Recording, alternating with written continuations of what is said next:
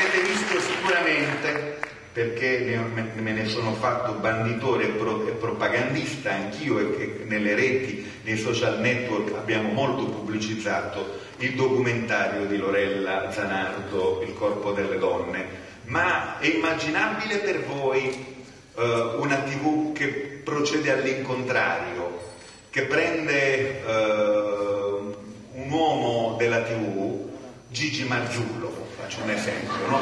Lo spoglia praticamente nudo, lo mette su un'altalena accanto a un prosciutto e gli marchia, come se fosse un prosciutto, il sedere. Oppure che prende Bruno Vespa e lo contiene seminudo, un po' difficile anche dirla, sì. Insomma, proprio no.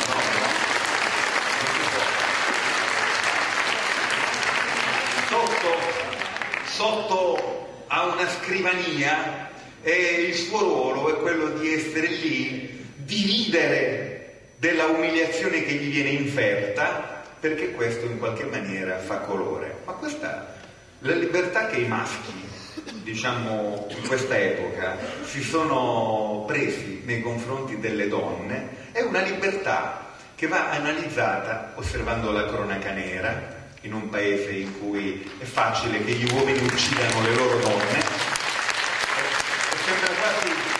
sembra quasi un omicidio seriale, è un omicidio seriale, è in un paese in cui tutto quello che nel corso di tanti anni apparteneva alle confidenze della vita militare o alla mafia del maschile e stava però nelle cantine, nei suburbi, nascosto, il linguaggio volgare del macismo e del maschilismo è diventato la lingua ufficiale di una classe dirigente.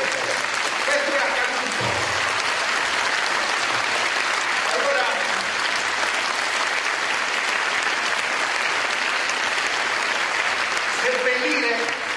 seppellire il berlusconismo non significa un fico secco se non si mette al centro subito il risarcimento simbolico nei confronti del genere femminile per l'oltraggio e l'umiliazione che ha subito in questi anni. Subito.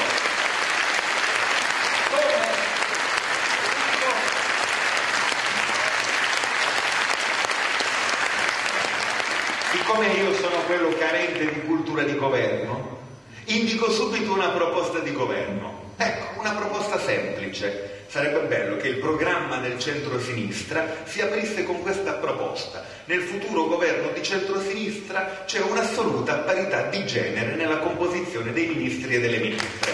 Donne e uomini nella stessa composizione.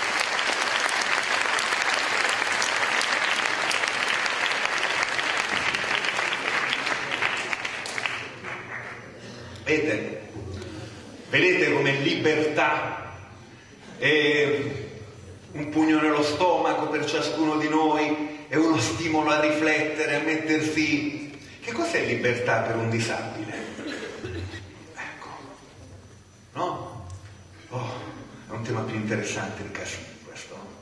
Libertà per una persona che ha la condizione del vivere inchiodato su una carrozzella, per una persona che è paraplegica, per una persona che è audiolesa o videolesa. Che cosa significa libertà?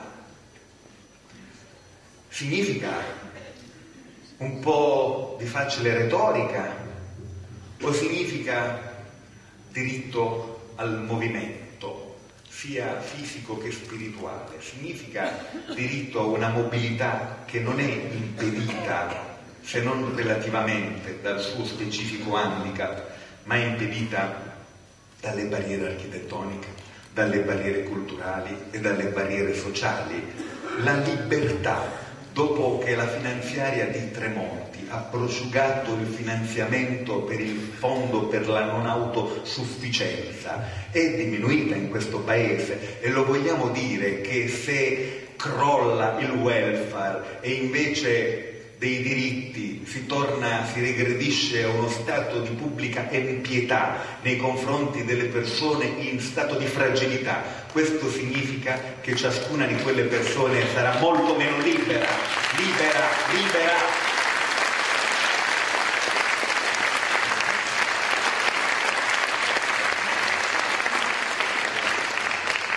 E la libertà non è soltanto aver diritto a una stampella o aver diritto a una carrozzella, è aver diritto a gareggiare come tutti gli altri. Il digital divide, per esempio, è una barriera drammatica nei tempi nostri. Io penso che noi dobbiamo proporci in maniera radicale il tema dell'abbattimento di quella barriera per tutti, a cominciare dalle persone con disabilità. Si può dire questo?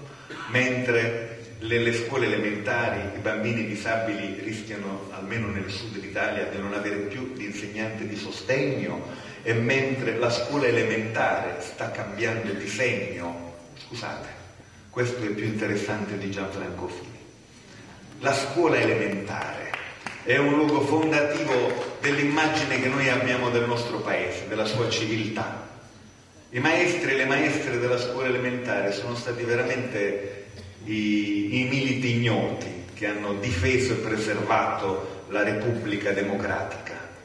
Dovremmo fare dei monumenti ai maestri e alle maestre, veramente. E in quella scuola elementare,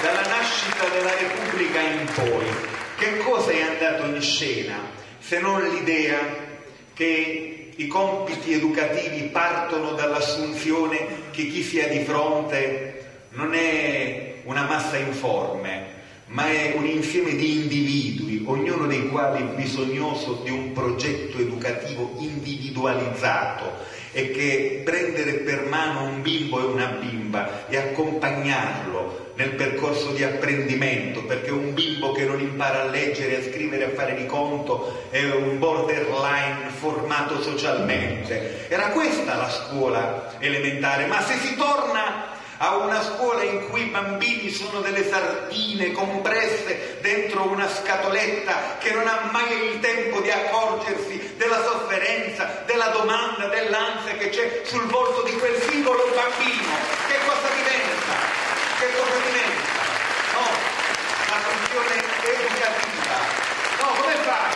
Come fai a essere educatore, ex ducere, trarre fuori? Come fai a trarre fuori dalla voce di quel bambino la storia del fatto che ha abusato in casa sua, per esempio, se non hai il tempo di dedicargli un briciolo di attenzione? Questa è la Gelmini, questa è la destra. Abbiate pazienza.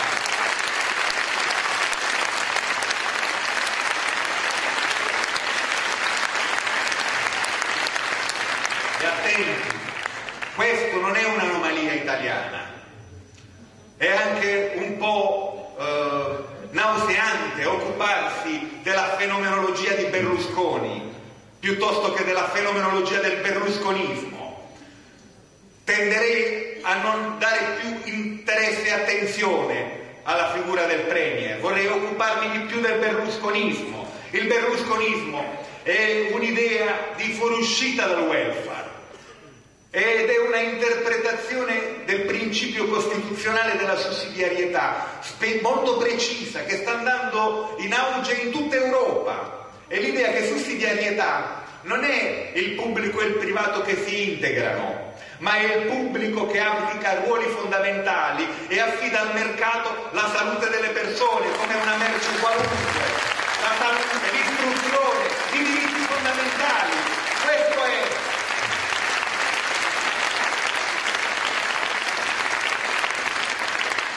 E allora, se è questo, a sinistra bisogna proporre il contrario di questo, perché sennò che cos'è l'alternativa al berlusconismo? È il cambio del guidatore all'automobile dello Stato, del potere? Che cos'è?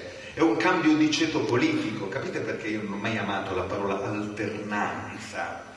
Perché, diciamo, è un'alternanza di un mondo separato in un luogo che rimane immutabile. Io preferisco la parola alternativa, che allude alla possibilità di guardare questa grande narrazione che è stato il berlusconismo, una grande narrazione, badate, una straordinaria vicenda, no, che noi abbiamo osservato con un po' di puzza sotto al naso, ci faceva prevalentemente schifo e abbiamo fatto come gli antifascisti dei primi anni, che più che antifascisti erano afascisti e che consideravano lo squadrismo fascista come un fenomeno di maleducazione, un fenomeno antiestetico, e non si accorgevano che era invece l'ago e il filo con cui Padronato del Nord e Mondo Agrario del Sud stava cucendo la reazione contro il movimento dei lavoratori, perché il movimento dei lavoratori stava guadagnando libertà, la idea di libertà illuminava il mondo del lavoro. Ed compagni e compagne, noi dovremmo parlare di questo, di come difendiamo i beni comuni. Il berlusconismo è un codice totalitario di privatizzazione, tutto ha un prezzo, quasi niente ha un valore. Questo è, in sintesi, l'idea della destra, no? Tutto ha un prezzo. E perché? Se una cosa qualunque può essere misurata dal punto di vista mercantile e monetario, perché sottrarla, diciamo, alla meraviglia di questo regolatore naturale di tutte le vicende dell'universo che è il mercato? Appunto l'acqua. Perché? Poi c'è l'ipocrisia. L'acqua è pubblica, i tubi sono privati. Che è la tipica posizione dei finti riformisti, perché i riformisti veri leggono i giornali e si accorgono che la privatizzazione delle reti acquedottistiche è bocciata dai riformisti di tutto il mondo, dal sindaco della Noè di Parigi come da tutti i governi del mondo, è bocciata in Canada come è bocciata negli Stati Uniti d'America, e non è possibile che io debba sentire una discreta solitudine quando sto nel mondo della politica, non quando sto per strada o in piazza, nella difesa del mio, che è il più grande acquedotto d'Europa, perché penso che debba rimanere proprietà pubblica, perché quello